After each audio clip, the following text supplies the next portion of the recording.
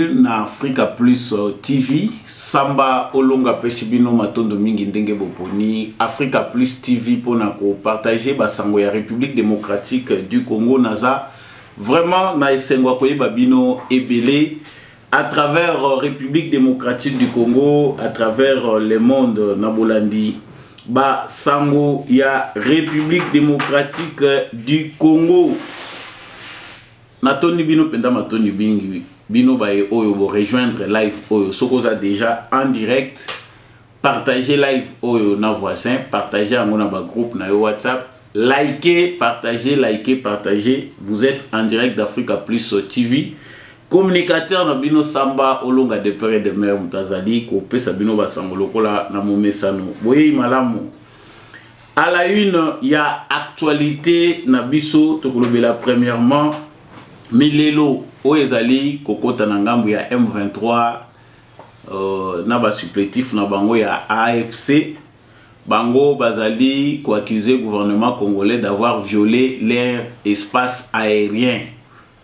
Avion ya armée congolaise et survola ki bunaga na mukolo ya lobby yango epesi panique na ngambu ya ba Rwandais na ba M23 tokolobela penda ya solo sangoana mais pour na bato FC bango balobi ezali violation ya territoire, violation ya espace aérien na bango. Existe-t-il un espace aérien oyo et comment ya ba Rwandais topé ya ba M23?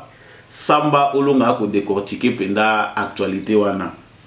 Actualité ya mibale tokolobela na kati ya information na biso ya mokolo lelo esengeli toyeba ete ba Kenya bazali kozonga lisusu na République démocratique du Congo. Les contingents kenyans dans le cadre de la guerre à l'est de la République démocratique du Congo, le Kenya a déployé un nouveau contingent pour soutenir la MONUSCO. Premier groupe, il y a quatrième contingent, il y a force, il y a réaction rapide, il y a Kenya. Ils ont officiellement envoyé na RDC Mukolo ya samedi 24 août. Est-ce qu'il y a solo wana tozali conséquent ya kondima que ba Kenya bakota lisusu na territoire na biso nasima ya MONUSCO mitune ezali ebele bato pe bazali na kanda tokolobela ngo na kati ya émission oyo ya mwete tosukisa tokolobela likambo oyo ya dialogue oyo ezali manipulé na idée pensée moko kouta na Martin Fayulu, Denis Mukwege et d'autres acteurs politiques bazali ko senga ete sengeli basise et salema pona ko luka ndenge nini ya ko trouver ba solution pona ko protéger l'intégrité territoriale pe ko luka cohésion nationale. Le dialogue est-il important? Le dialogue est-il nécessaire? Dialogue amwe kozala na format nini poto uti na ba élection ba congolais baza ko mituna to kolobelango na kati ya émission oyo na bosuki sezali kaka parenthèse masango moko ya mabe ba farine moko ya mabe ba semoul et ezali kokota na espace Grand Katanga ministère ya industrie, ministère ya économie, commerce extérieur ba telemeli likambwana pona ko pekisa bokoti yango to kotanga liste yango ndenge ba média nyonso peza kolobelango ya ba produits de mauvaise qualité oyo ezali empoisonné substance nango na kati ezali malamu te mais ezana ba Congolo tetu bazo kendaka kozwaka biloko oyo babwaki na bamboka bapaya na Zambie pona kokotsa ngo na Congo kotekela bandeko na bango tokolobela likambo pena na suka émission na biso na tombeli bino encore une fois de plus boye malamu na kati ya émission oyo présentée par mwana mboka Samba Olonga soki oza déjà en direct ya Africa Plus TV yebango que justice ya Nzambe iratakate justice ya Nzambe moto moko te a échappaka na contrôle nango oza déjà na direct oyo partagez les lives, likez, partagez les lives. Soyez de plus en plus nombreux à faire comme moi pour partager mon groupe WhatsApp na bino parce que basango na biso elingi penza yebanda kabola yango penza malamu pour basango na simate tozo kabola ngo to partager na groupe na biso WhatsApp pour que l'actualité soit suivie en masse. Na uti koloba wa que mokolo ya lobby panique topé kobanga ezongi topé katisi ngambo mosusu biso so ba congolais toyebi ete makambo elekaki na Luanda epesi solution ata moko te ba rwandais bazali na volonté te bakotikalaka pe kozala nango te ya koluka kimia na manière oyo biso toza kolukelango. Ça nous l'avons dit à plusieurs reprises. Même au Kolo ya lobby ba terroriste ya M23 parce que l'AFC n'existe pas, toza ko adopter langage wana officiel. AFC ananga eza reconnu te pe eza ko exister te. Ba sali communiquer lobby. Sali ko accuser gouvernement congolais baza ko prendre en témoin communauté internationale na nationale. Ba lobby premièrement na communiqué na bango ya liboso que bango ba moni manœuvre ya gouvernement congolais ndenge nini ba positionner ba minduki na ba troupe na ba zone oyo bango bazali ko occuper, c'est-à-dire bazali balingi ko respecter cessez-le-feu. Bazongi na deuxième communiqué na bango ba lobby bango ba moni manœuvre ba moni avion congolais, balobi hélico, mais il ne s'agit pas de l'hélico selon FARDC na biso, ezali drone. Bango baloba ki eza hélico, ils ont même donné de fausses informations que babeta ki ango masasi, ils n'ont pas réussi à le faire. Et survoler en altitude moko oyo bako komona ngo facilement. C'était à Bunagana. Mais panique oyo lokola bango bayebi que bazalaki déjà préparé. Bayebi pona bango que espace aérien eza déjà bloqué na niveau na bango. Bayebaki déjà que pour eux ba drone ya RD ya FARDC, ba avion de chasse, ba Sukhoi, ba hélico de guerre et komataka nango lisusu te. Pour Kagame, il avait bien joué déjà sa diplomatie, ayebi que biloko ane kotika la clouer au sol. Ils ont déjà une bonne stratégie, il y a brouillage. Il y a un GPS qui permet que l'avion, ceux qui sont civils et qui sont malades pendant l'aéroport, ceux qui sont allés, les drones, c'est-à-dire, et qui arrivent à localiser malade ou cible, ils la perturber. Mais mon colo ya lobby, langage, il y a des terroristes, il y a Rwanda derrière le label M23 et Kamwisi Batu. Tout d'abord, premièrement, pour dire au gouvernement congolais que va violer, cesser le feu. Tant que cesser le feu est instauré, le gouvernement congolais a lobby, cesser le feu et c'est na Rwanda, biso tozali koyo kango parce que ba médiateur peut ba lobby to observer ango. Le M23 a dit cesser le feu et ali bisoté. Makambo ya RDC na Rwanda, ils ont considéré bisoté. Ils ont même à un certain moment attaqué les positions. Ya ba FARDC na biso. Balobi c'est le fait itali bisoté si Tshisekedi veut la paix, a royande ko négocier na biso. Mais li kambo ko ezali que lobby revirement ya parole et salami. Le même M23 pense que les gouvernements congolais, les FARDC va violer cesser les feux. Mais bino bolobaki cesser les feux, ils ont considéré binoté. C'est que bozalaki na kati a cesser les feux, mais bozali ko s'entêter. Ça c'est la première des choses. Yami balé motuna oyo penda bazali kotuna. Existe-t-il un territoire rwandais sur le sol congolais? To ezali na isika oyo constitutionnellement parlant sur base des lois de la République. Le gouvernement congolais n'a plus la possibilité de komatisa avion naé topé ba drone naé ne sikawana. On comprend facilement que liboma yananga nakagamwa aza kokumba bango et comme si bango ba paranoïaque. Comment on peut interdire à un gouvernement légitime de faire surveiller l'avion naé que ça soit des guerres topé civil na territoire moko donné alors que na carte ezali de la République démocratique du Congo? Donc même ceux qui vont vendre pour vendre libéla, ils pratiquement impossible d'interdire à un gouvernement, à un pouvoir issu du pouvoir de la légitimité souveraine du peuple, ba matisate avion na bango de chasse, l'écolo et territoire wana. Lobinde basutuka qui va comprendre que malgré ce qu'ils voient comme une lâcheté, oh bango babongi ça qui la perte d'état, le gouvernement a aussi ses prises de position. Bango balobi ba komi déjà kocha ba troupe to moni ba positionner ba troupe na bango. L'armée congolaise est déjà en position pour attaquer biso na ba position na biso. Donc bino bokanisa ki ngoni que zali ke bovandi déjà aussi bovandi distraction wana o eza ko leka à travers des processus en processus et vous avez la distraction moko éternelle. Voilà là où nous voulons que ça arrive. Que le gouvernement congolais ne fasse pas des avions de chasse, des hélicos de guerre et comme aloko la biloko moko ya tourisme aérien. Tout ya kosala na moka meeting aérien. On n'achète pas des armes pour na stocker ngoko bomba kango. Toza awa na illustration ya ba makambo basala ka musée awa na aéroport ya Njili.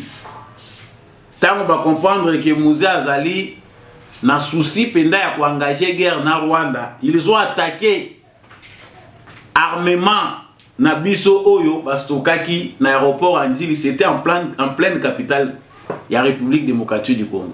Aujourd'hui, nous devons faire attention. Si babundi na façon nyonso et ceux qui en tête Kagame et Zaka ba même multinational wana. Ba moni biso tozui force aérienne, ba moni biso to frapper bango, ba subir wa perte belé na basukoi na ba drone. Des centaines de militaires rwandais meurent sur le sol congolais. Ba négocier les bango. Lolenge nini bakoki ko sécuriser espace aérien na bango. C'est toujours une frange des Américains, des Européens, mutubaza derrière biloko wana. Yango tozoye bisa présent Félix Tshisekedi na gouvernement congolais. On comprend bien que les cessez-le-feu, tout ça déjà devant un fait accompli. Les cessez-le-feu Touroba qui a modé le départ que c'est une façon de renforcer les Rwandais. Et quoi aboutir nelo au mon côté. Processus ya Luanda ils ont de profiter na Paul Kagame pour se ravitailler le rôle à évi qui souffle azaya ko kangama awa. Mais soki tolongwe penda totie na mopanzi respect au toza na ngo na ba américain parce que nous constatons que le président Félix Tshisekedi respecte beaucoup et écoute beaucoup les Américains, ce qui ne peut pas nous permettre de décoller en toute indépendance face à la guerre par procuration oyo bazali ko imposer biso. Soki lelo oyo Rwanda za kosala na est République démocratique du Congo. Biso Congo avec tout ce que nous avons comme armement, tu attaquer pe point moko ya Rwanda malgré oyo ce ko ya yé, je pense que là les Américains vont trouver des solutions. Mais le rapport de force, biso tozali beaucoup plus diplomatique que pratique sur terrain. Et ça peut na déséquilibre et kotaka. Équilibre, il faut ezala entre nos forces au sol, ma force na biso au combat, na diplomatie au mokonzaïko la zakosala. La diplomatie peut porter ses fruits, mais ce va constater ba moni et ma douceur ezana nous ebele na se, vous n'êtes pas capable de mener une bataille et puis qu'on gagne bataille wana, ba ko continuer ko sala biso ka ba manœuvre sur le plan diplomatique. Pour diplomatie on peut banda to longiawa. Kagame mukili mobimbe yebi que c'est lui le criminel, c'est lui qui tue les Congolais. Tomoni et Sika Oyo, baza ko la sa bonne volonté penda ya sanctionner yete. Et certains sont en train même de travailler pour faire passer bêtement le temps à travers ma processus moko ezanga tira tozo baluka kaka Sika moko. Acte ezala ki posé pour biso toye baka soki ba Rwandais va se sentir menacé au komona ngona ba réseaux sociaux na bango, na ba robot communicant na bango. Le pouvoir de Kinshasa est en train de planifier d'attaquer les zones densément peuplées. Quelles sont les zones densément peuplées? Peuplées par les Rwandais ou les Congolais? Parce que le vrai Congolais, Bazali sous-souté, Kovanda, Bisika, Oyoyo, terroristes à M23 Bazali.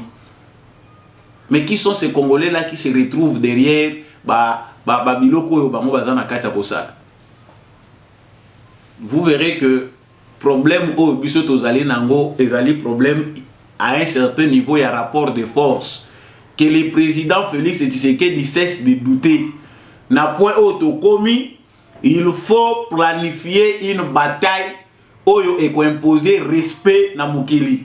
soki tozaka ko continuer ko yoki la ba américain lokola ba enfant chéri na bango alors que biso tozana bénéfice mon côté. Cher monsieur le président, les avions de chasse montent, ba drone et vandi, toyoka ki pe susu na ba hélico mususu eza lokola ba drone. Oyo mususu ezo uta États-Unis et nani ezo uta Afrique du Sud, mususu ezo uta soki Pakistan, soki wapi. Nous achetons beaucoup. Et ça la peine à nous moussala. Ce qui peut bango ba yo qui sont, ba monique to suki mutema. Nous pensons réellement que ba ko se retracer, ba ko zonga nanzela et c'est ça qui va mettre en place une nouvelle dynamique. Félicitations na gouvernement na biso d'avoir donné les tons. Bazo banga parce que ba monique que vraiment l'armée congolaise a positionné pour la guerre. Engageons la guerre. Ce sont avec ces processus inutiles, il y a Luanda. Les démocrates américains vont profiter nango pour nous faire passer bêtement le temps. Samami balé, toko lobela awa, na kati actualité na biso, ndenge na lobela ki awa, ezali toujours kokende na même ordre. Soko en direct, partager live oyo. Vraiment, bozongi sa vous partagez l'actualité, vous likez, surtout partagez les lives. Partagez les lives. Sangwami Baleza concernant Kenya. Le gouvernement congolais a ramené sous la peine il a expliqué mingité action mususu ko eza ko demeurer flou na mitu ya ba congolais. To leli mingi awa na likambo ya ba Kenya. Et à ce point bima Congo et comment qui opesi mboa boy. Mais au moment où je suis en train de vous parler, une information paraît publique depuis lobby que depuis le samedi, Kenya batindi sous contingent na bango na cadre ya mission des Nations Unies. Élément ya force spéciale ya Kenya. Baye pona koya ko seconder MONUSCO, baye en appui à la MONUSCO. Eza contingent ya Kenya. Alors que to utaki ko bimisa déjà ba contingent ya ba pays ya bamboka mususu na cadre ya retrait ya mission des Nations Unies na Congo. Processus wana il fallait que si la na 2024 au tozali nde année balobaki que il faut nyonso pa militaire nyonso ya MONUSCO babima. To alerta ki pe déjà kalake bisika oyo oni alukaka bima. Bisika wana kimi ezalaka te kaonde oni atika kanasima. C'est comme si le fait de dire que MONUSCO bima na mboka na biso ezaki nde tomitandaki piège. Nde ba conflit et se multiplier à des fois Télémi, Kodeko à Télémi, OM23, OAFC. On avait pourtant prédit que bateau yo et belé à ba chômeur yo bango bazo kende parce que tous ces gens qui quittent ici bazala bamboka ba okendete précisément. Et ça na nation mon côté lilo considérant ce qui se passe aux Nations Unies. Ndenge Nations Unies comme instrument ya ba puissant. Ils ont bamboka moko te sérieux ou ils ont senga aide des Nations Unies pour ba yebi ke ba ko apporter bango eloko moko te. Mais biso EACO et kotaki awana sur le sol congolais contre les grés des Congolais. Gouvernement congolais lobaki en tout cas ezali pona kosuki sa communauté internationale pona kosuki sa bateau yo bazokanisa ke biso tolingi aide te baya. Les mêmes EAC contingent ya Kenya yango nde mutu pesaki ba M23 force. Ce qui les dans la localité Oyo Ezali jusqu'aujourd'hui entre les mains des Rwandais, Kenyan de Moutuba facilita bango. Nous avons vu des scènes à na Congo Oyo contingent ya Kenya. Azali ko loger ba M23 azo vendre sa bango avant pe ba kende batiki sabotage na sima. Bazui ba position na bango ba céder ango na ba terroriste et armée rwandaise. Après, le gouvernement congolais, tout ça va encourager le gouvernement congolais à reprendre le territoire dans la localité Oyo et Zalaki na Maboko na biso. C'était un sabotage planifié Kagame Naruto.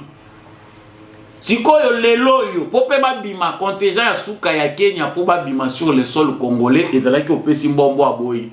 Autre ko bimandenge wanate, il faut gouvernement congolais yeba ndenge nini na REAC to procédaka. Et comment ki loko la route waza ko s'imposer pour garder ces militaires sur le sol congolais. Mais les loyo, on nous change encore, on crée une nouvelle aventure. Bazo tindera biso lisusu ba militaire kenyan sur le sol congolais sous prétexte que awa to ko lubawa ba yende na simasikoyo ya MONUSCO. MONUSCO azokende. N'y avait-il pas d'autres contingents?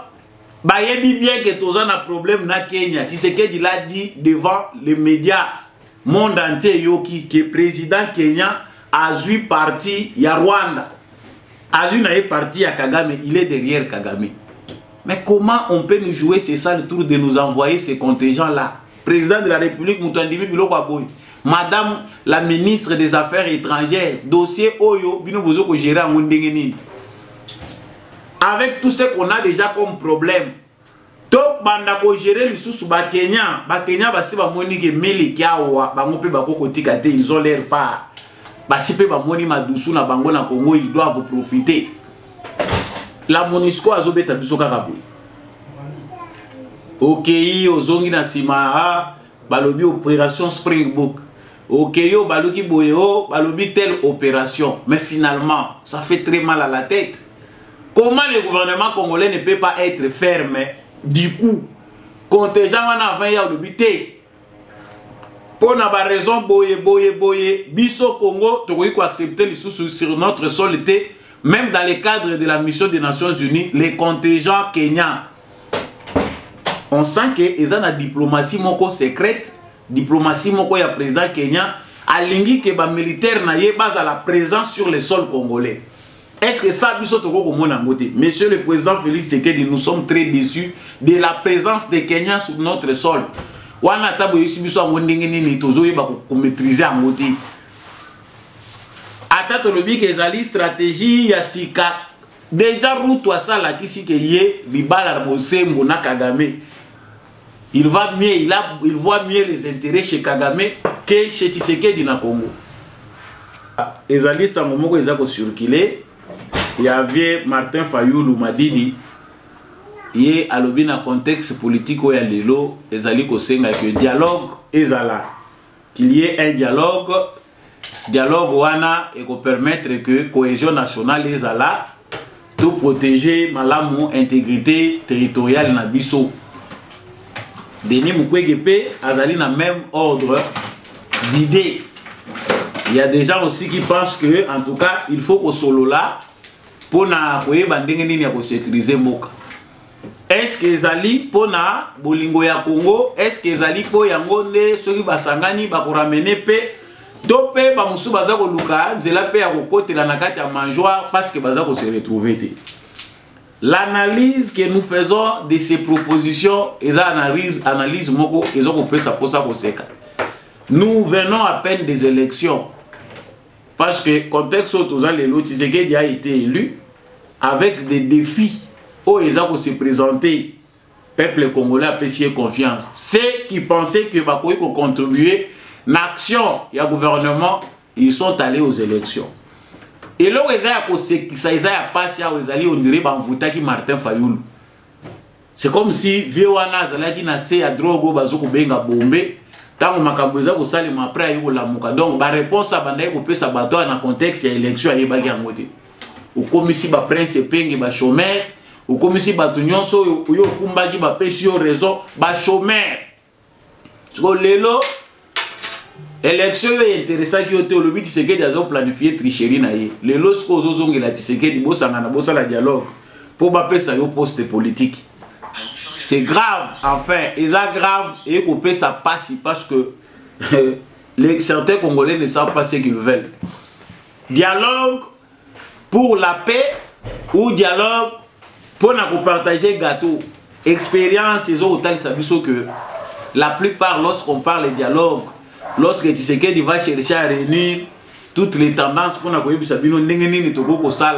est-ce que vous avez une idée ou certains vont trouver ça comme une occasion. Il n'y a pas d'amour du pays dans ma carte. eza bolingo ya mboka eza te. Viens à comprendre que politique à chaise vide de foot à côté, mieux vaut nga pena se retrouver quelque part. Au noté tout le cohésion nationale, tout le gain tout ça. Mayele nini boko sala. Retournez dans vos provinces si vous êtes amoureux du Congo. Prêchez aux Congolais l'amour du pays, le patriotisme. Dites-leur que ba méthode bisoto yebi les lois est admises pour accéder à la poste à responsabilité, tout na pouvoir. Dans la République démocratique du Congo, c'est les élections. Il y a déjà malades, oh, bazana point en commun, comme pour na bango ezaka que ceux qui a échoué dans l'élection, il doit aller voir d'autres méthodes. À l'instar, il y a Badjongo, il y a Jean-Jacques Mamba, na ba o mususu ba candidat malheureux dans l'élection va se retrouver kuna. Les autres, ils ont boycotté les élections. Ba monaïge, le rôle bango ba mesana ko tricher, les autres aussi vont tricher, ba boycotter qui. Souka nango eza zamba pour na ko luka ndenge nini ya ko accéder na pouvoir. Si vous êtes amoureux du Congo pour faire le bien au Lukaka Tshisekedi, et si même il faut aller voir Tshisekedi, les autres que va vendre ça autour d'une table, va dépenser bongo, bossa la va et vient, toi catholique, va kota na kati, oyo ezali kaka continuité, il y a désordre, il y a mentalité, il y a des politiciens congolais. Na mitou ya ba mususu ba yebi que chaque quinquennat il faut un dialogue qui va permettre à ceux qui n'ont pas entré, qui ne sont pas entrés dans il y a gestion à faire, baluka penzela nini bango pe bakoki kokote là pour bazwa moi quelque chose. Ya mwana ndeto ko binga dialogue.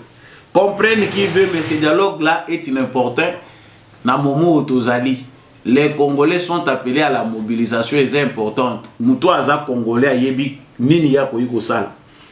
Samwa suka toza ko suki sana ngwa vous êtes en ligne, partagez vraiment l'actualité, partagez, likez surtout.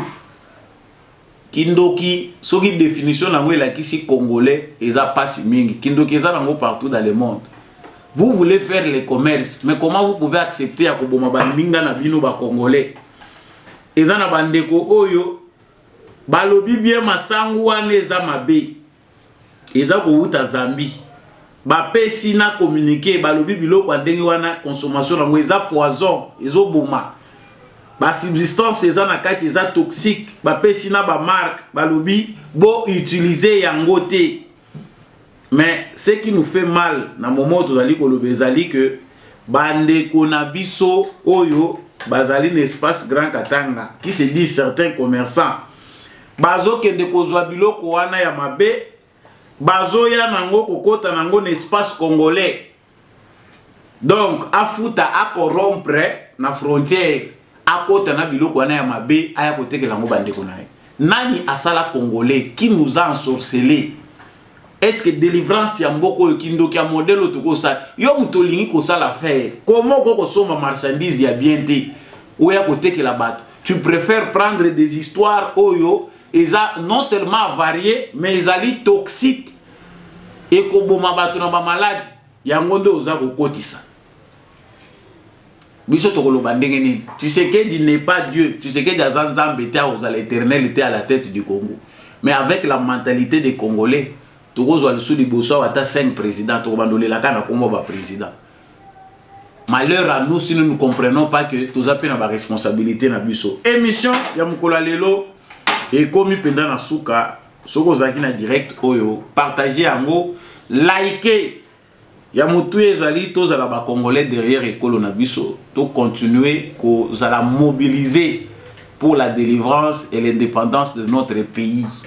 Ne nous positionnons pas sur les individus na ba tribu na biso, mais soyons unis. Unité na mo ya ngonde ko sala ke Congo ekende liboso. Matondo mingi na équipe technique accompagner ki biso pour émission oyo ekoma na bitando na bino. Matondo mingi na bino ba ebo sepela ki kolanda émission oyo de partout. Manso eloba mité. Mususu ezana mitu na bino na makanti na bino to sayela kamo ba débat na bandaku.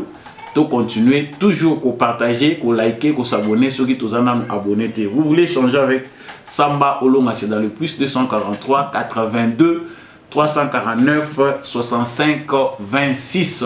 Tokutani prochainement na émission Moussousou.